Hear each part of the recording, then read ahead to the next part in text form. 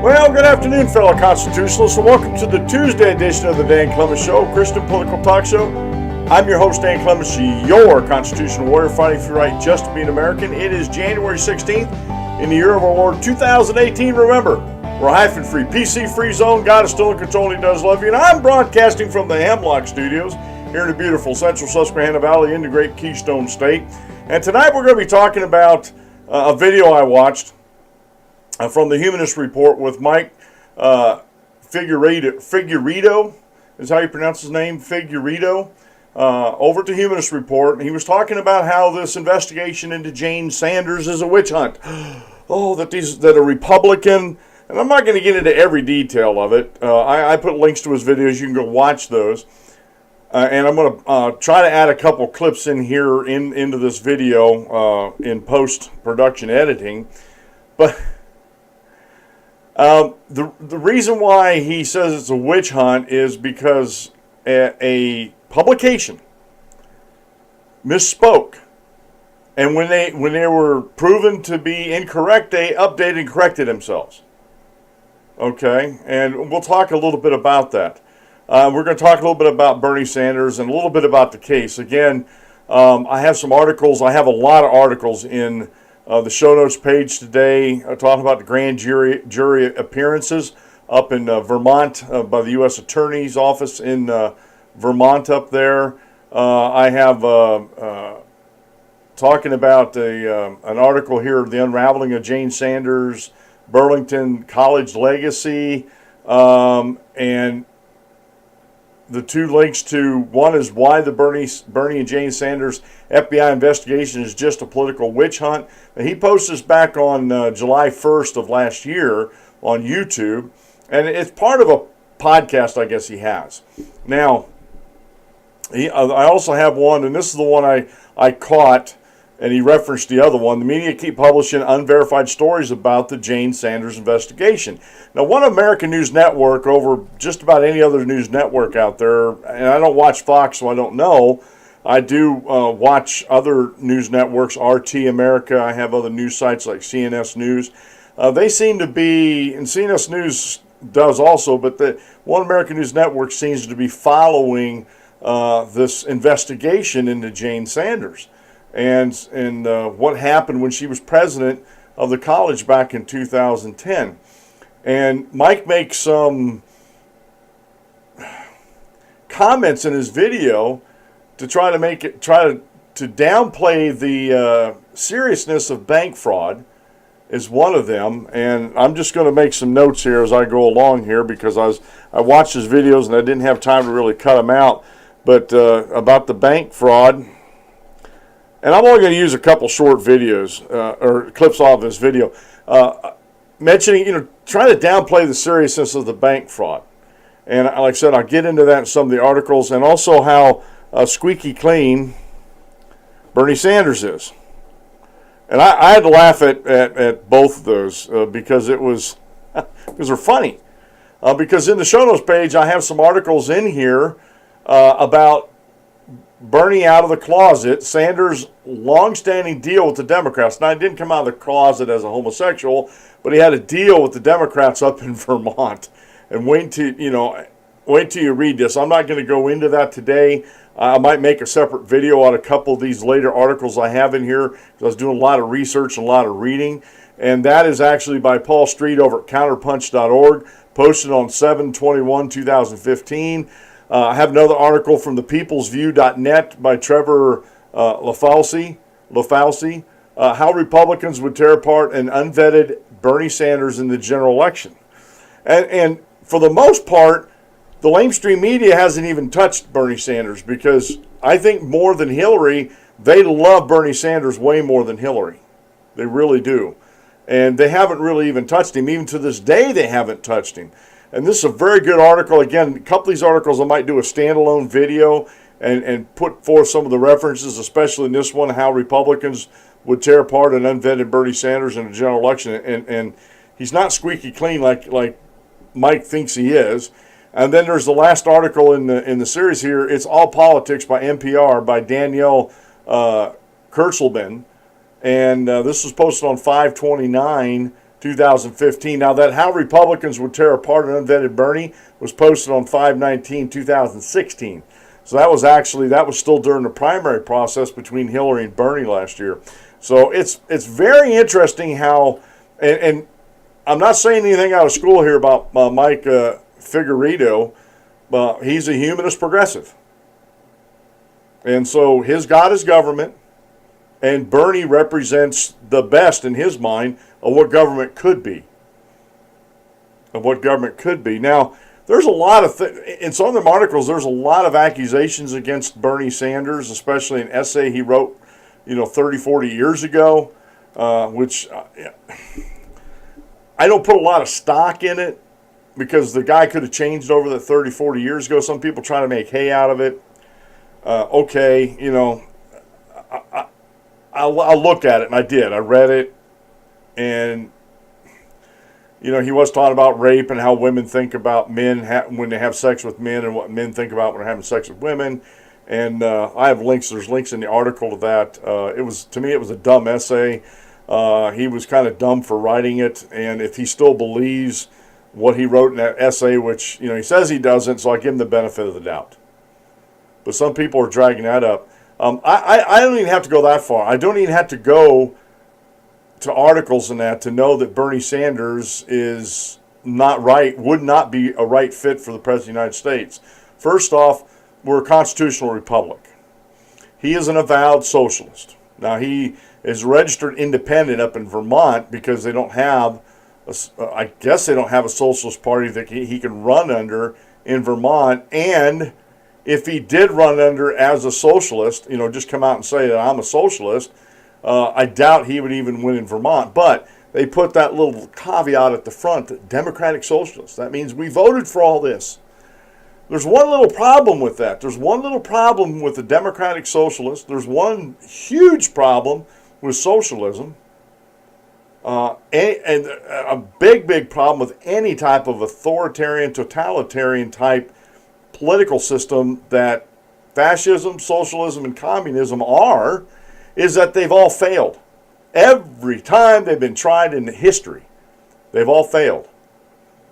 And matter of fact, we have a modern day example of democratic socialism in action today, in the paradise that was Venezuela. People voted for that.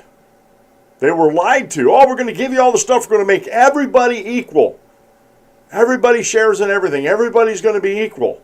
And guess what? I'll say it.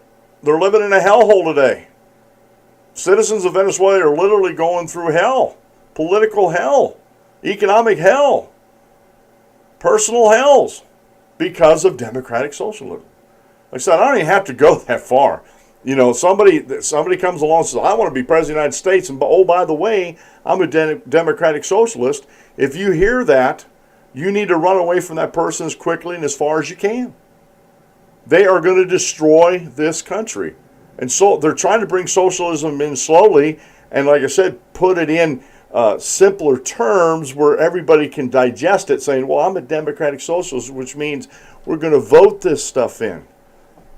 And again, one of the big problems they have, besides it being a failure every time it's tried throughout history, is that the federal government, now I'm not talking about the states, I'm talking about the federal government, does not have the enumerated powers granted to them by the states for a guy like Bernie Sanders to enact everything he wants to give away. Health care, one-payer health care system, school tuitions, all this kind of stuff. It's not in the enumerated powers. The states did not give the federal government that power. And yes, the federal government has usurped quite a bit of authority from the states over the years because the governors of the states never stood up to the federal government. And we, the people, have been lax in our control over the government. So we've allowed them to get away with a lot of silliness and nonsense. But there's two things right there that, in my mind, would disqualify Bernie Sanders from becoming president of the United States. One, everything he proposes is unconstitutional. And two, he's a democratic socialist, or he's a socialist, hiding under the guise of being democratic. We're voting this stuff in, folks. Democratic socialism is two wolves and a sheep deciding on what's for lunch, a constitutional republic, is those same two wolves with a well-armed sheep. And the sheep has the say in what's going to be for lunch. That's the huge, huge difference between the two. Today's show is being brought to you by the Dan Clements Show Cafe Press site. If you go to the danclementshow.com, on the menu bar, you'll see the TDCS Cafe Press. Press that button. It'll take you over to my store.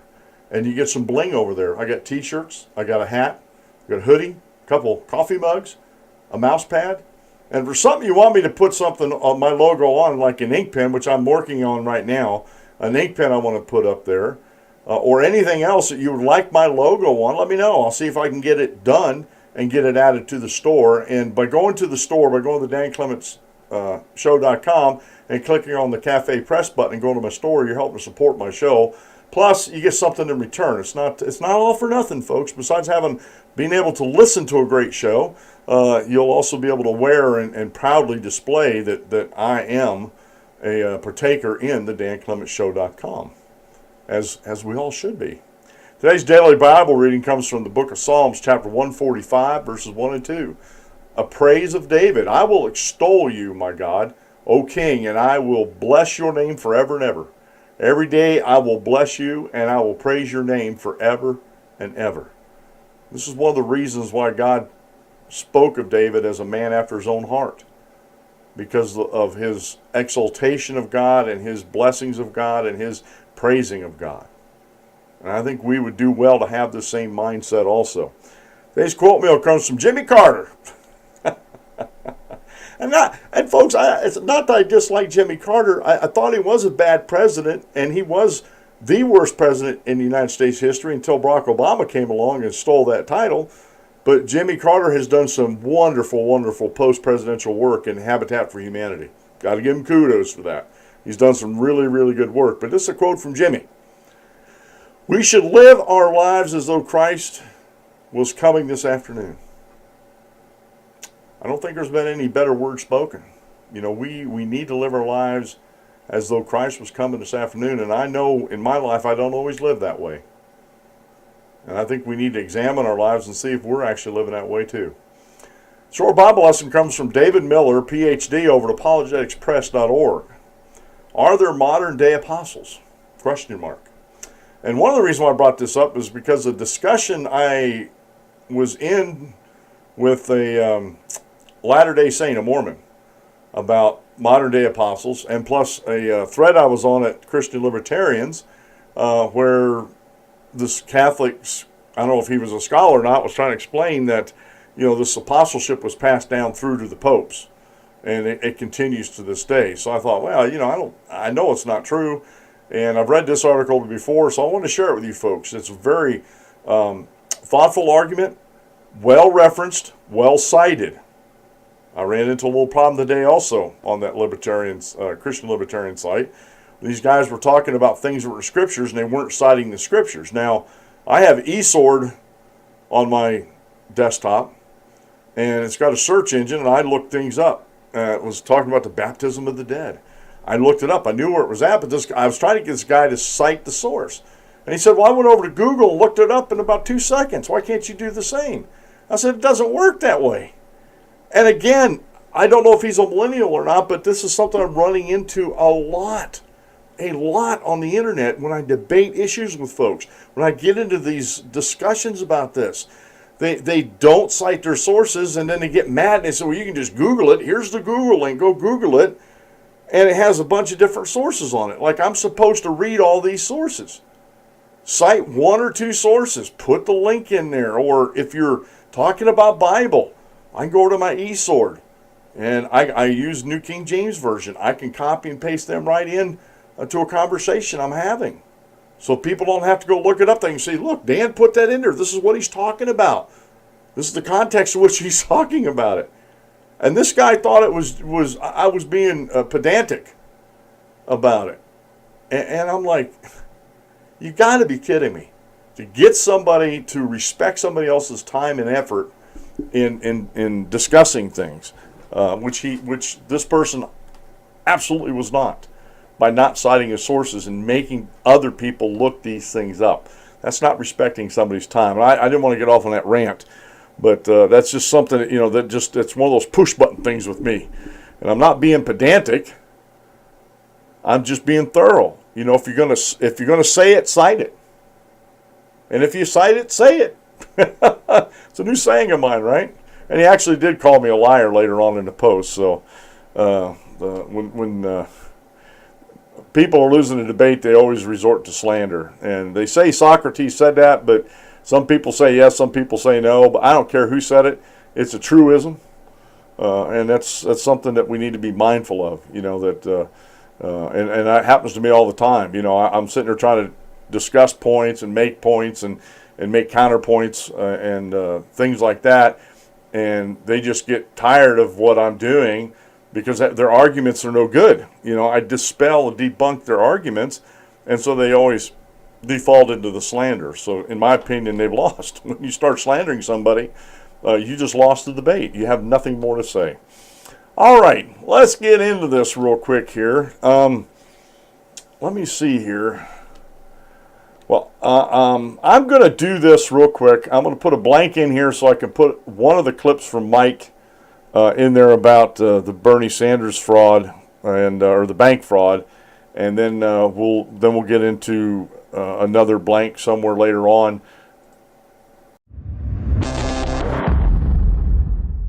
There's currently a looming investigation into Jane Sanders and whether or not she committed bank fraud when she was the president of a college in Burlington, Vermont. Now, I've talked about before how this is nothing more than a political witch hunt that was initiated by a Donald Trump supporter who actually was the chair of his campaign. He is part of the Vermont Republican Party, and he just doesn't like Bernie Sanders.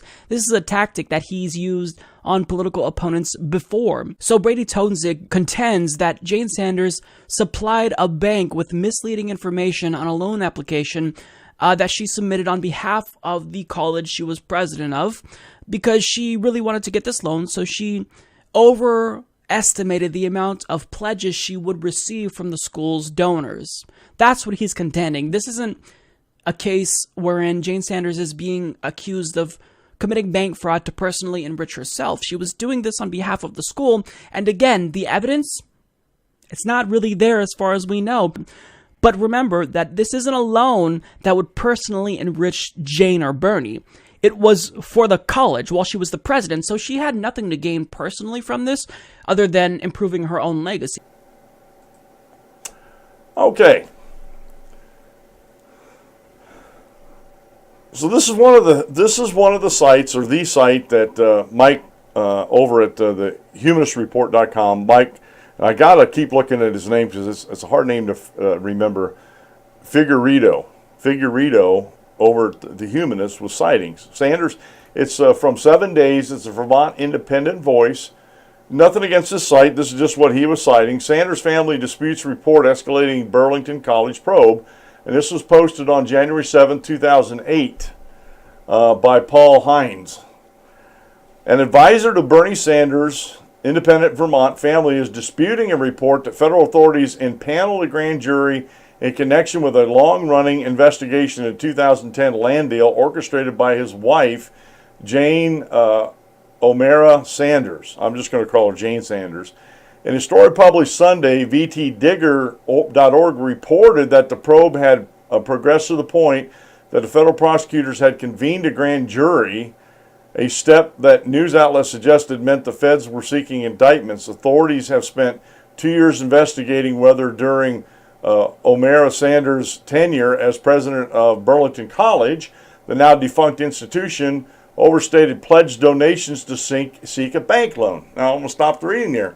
If that is the case, if that actually happened, that is bank fraud. That is bank fraud. Now, Mike doesn't think it's a big deal because she wasn't personally enriching herself. This was a loan for an institution. But I beg to differ. They were trying to get this loan to build a new campus on some property they bought off a Catholic diocese up there.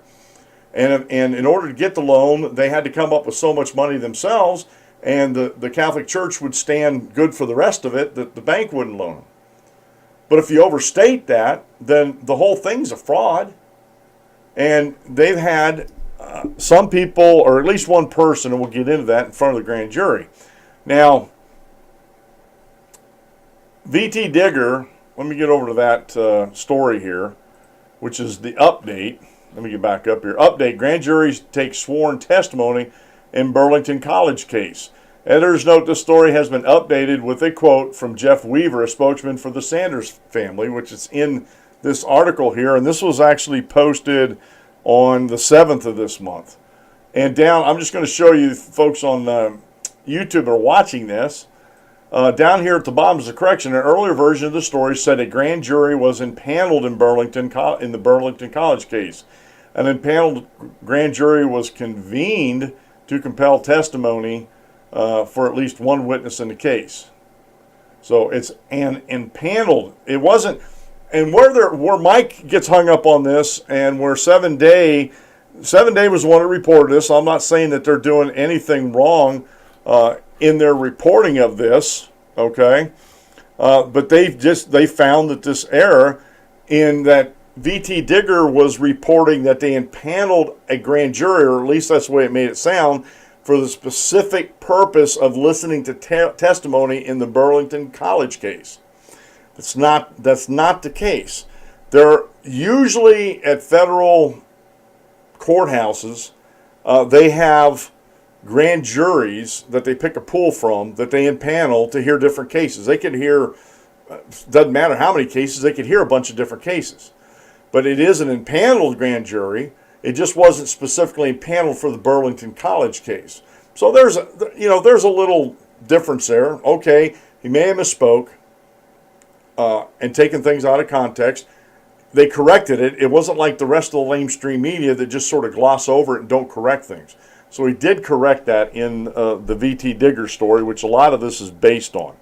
A lot of everything that is going on with this case with Jane Sanders, this is based on. Former Burlington College board member Robin Lloyd told VT Digger that she testified before a grand jury last October at the federal courthouse in Burlington. She said that Paul Vandegraff, who heads the criminal division in U.S. Attorney's Office for the District of Vermont, questioned her for an hour about the college's attempt to secure pledges to buy a $10 million campus. In a statement issued by 7 days following publication of the VT Digger story, Sanders family spokesman Jeff Weaver cast doubt on it. We have absolutely no reason to believe that there is a grand jury impaneled to examine Burlington College, Jane Sanders, or any aspect of Dr. Sanders' services as president of the Burlington College, said Weaver, who was previously served as a senior chief of staff and campaign manager. At best, we can tell the current news reports are simply recycling an account of a government interview of a witness from several months ago. Nothing new here. Well, the problem with this, and even he is saying this, there's a grand jury impaneled to examine Burlington College. There are, again, at federal courthouses, they have grand juries that they can impanel for a whole bunch of different cases. And this is what it seems to be the case here. Now, it doesn't matter if the grand jury wasn't impaneled specifically for the Burlington case. If they're going to seek indictments, they need to get some of the stuff before a grand jury. They've been investigating for 2 years, and it seems in October they've had at least one person that has come forward and said that she was this Robin Lloyd, was questioned in front of a grand jury for about an hour. Okay? That's fact. That's not in dispute. What they're trying to cloud the issue with is whether the grand jury was impaneled specifically for the Burlington College case, which that doesn't seem to be the case, but they brought testimony in front of an impaneled grand jury. You can't have testimony in front of a grand jury unless it's been impaneled. And they don't specifically have to be impaneled for just that case. Go look it up. I know I just said, cite your sources, cite your sources. Do some research on this, folks. It's not hard. Do some research on this. And like I said, I think they're dealing with semantics here. They're dealing with semantics. In an interview with 7 Days late Sunday, Lloyd provided more context as to why she may have been summoned before the grand jury. She said the Federal Bureau of Investigation agents showed up at her Burlington home early last October to question her about Burlington College. The first time 2 FBI guys came around, and I said I would only talk to them with my lawyer. Lloyd said, of course, I didn't have a lawyer at that point, so I did get a lawyer. Something's happened. I couldn't get this over to a reading panel, folks. I'm sorry. So then the next visit was with a subpoena to appear before the grand jury. Okay, and grand juries can issue these subpoenas also. What happens sometimes in grand juries is, and my friend Chris Ann Hall can correct me if I'm wrong on this, but what happens with some grand juries is some evidence can be laid in front of the grand jury without witnesses there that the investigators found, and the grand jury then can in turn issue subpoenas, or the FBI can seek through the grand jury process subpoenas, or go through a court. There's a couple ways you can get a subpoena. One of them is through the grand jury process. So she did go before a grand jury. She told 7 Days she was not sure whether prosecutors had impaneled a grand jury specifically to hear evidence in the Burlington College matter. As VT Digger reported, a standing grand jury meets most Thursdays in the Burlington courthouse and can be used to gather evidence and interview witnesses in ongoing investigations. So once a week, they gather them, okay? Lloyd said she did not know whether she was compelled to appear before the grand jury simply because she had declined to speak with the FBI or if prosecutors were in fact seeking indictments.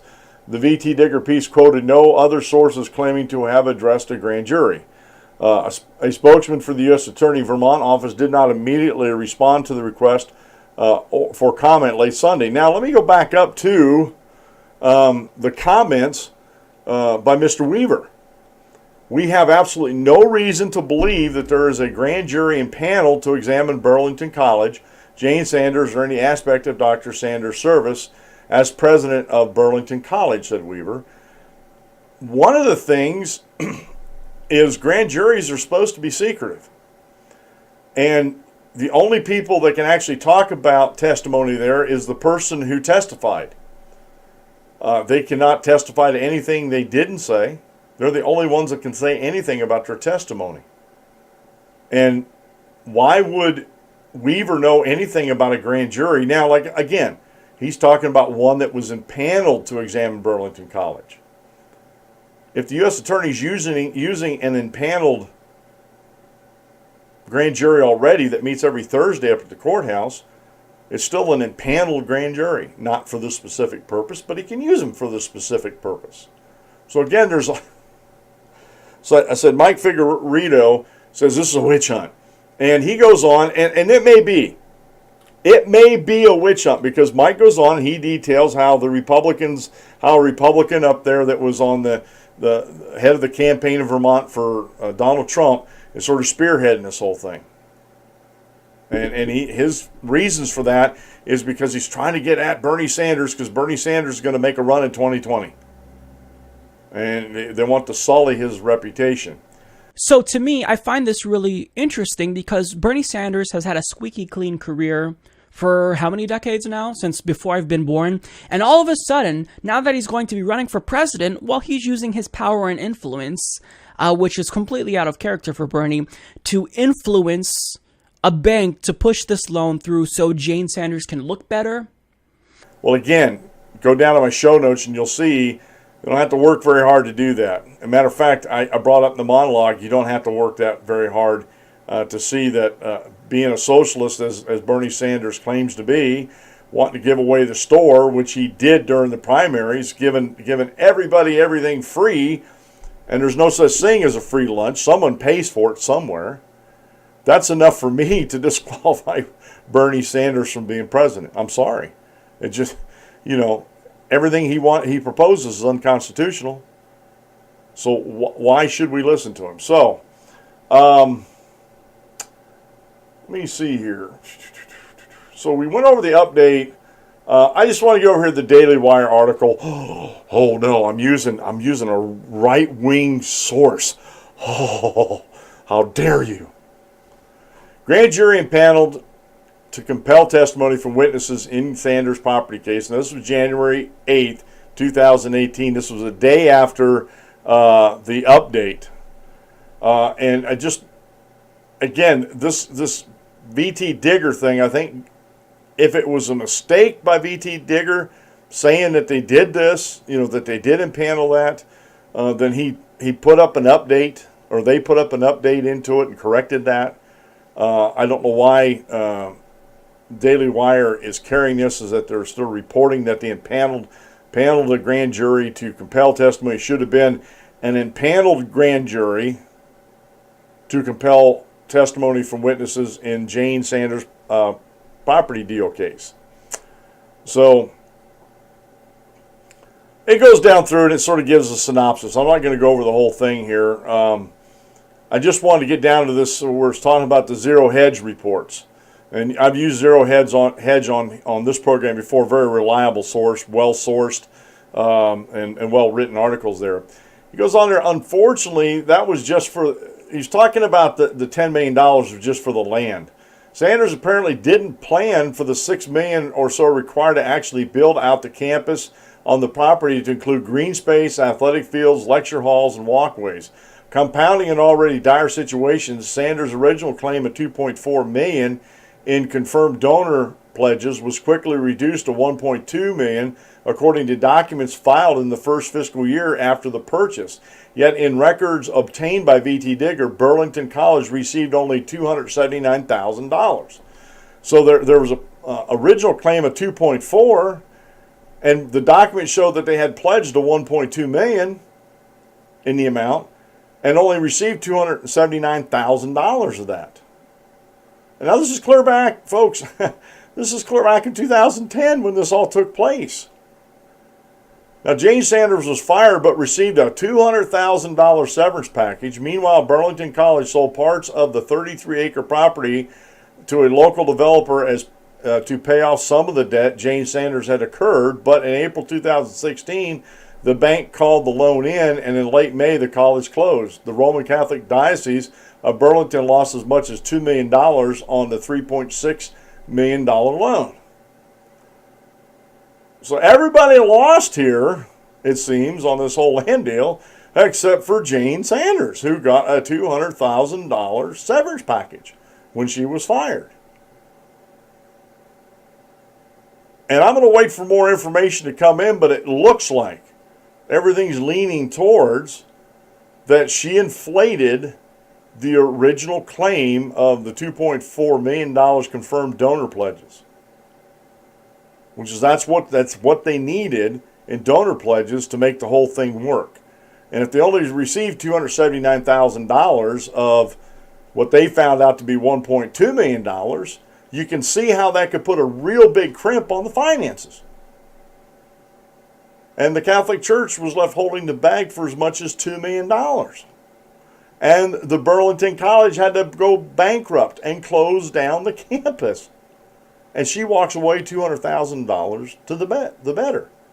Now, again, honestly, my personal opinion, I don't think this should reflect badly on Bernie Sanders, because this seems like this is something that Jane Sanders did on her own. But if Bernie Sanders intervened in any way as a U.S. Senator to help Burlington College get this loan, then that collusion could go against Jane Sanders. I'm not saying it's there, but they're still investigating it. I've read so many articles on this. There's so many things, they're like throwing things up against the wall and see what sticks, that I don't believe half of them. But what I do believe, what I do know, is that bank fraud, now get this, folks, bank fraud is serious. I don't care if it wasn't for personal gain, which if you're the president of the organization and you're helping secure loans for that organization, that would be for your gain. Because again, she still got a $200,000 severance package out of the whole deal. She's one of the few people who walked away, or one of the only people who walked away with any money in her pocket. And people up in Burlington are up in arms about it, and rightly so. And not just Republicans. Democrats are mad about it too. And just because the Republicans spearheading this doesn't necessarily mean it's a witch hunt. You know what a witch hunt is? Going after the Trump campaign using NSA tools and a trumped up, and I do mean to say that pun, trumped up GPS dossier that was fake from the start to try to say that the Trump campaign colluded with the Russians. And there's been multiple millions, over 8 million, I think, to date, spent on the investigation. And the only thing Mueller's turning up is evidence against Hillary Clinton and the fiasco she was involved in. So, yes, bank fraud is serious, folks. It really is. And bank fraud should never, ever be taken lightly, because you're defrauding somebody. You're committing a fraud, whether it's for personal gain or gain for somebody else. This has been the Dan Clements Show. I'm your host, Dan Clements, your constitutional warrior. Remember, if you aim at nothing, you hit it every time. Have a great rest of the day, folks. God bless, and we'll see you on the next video.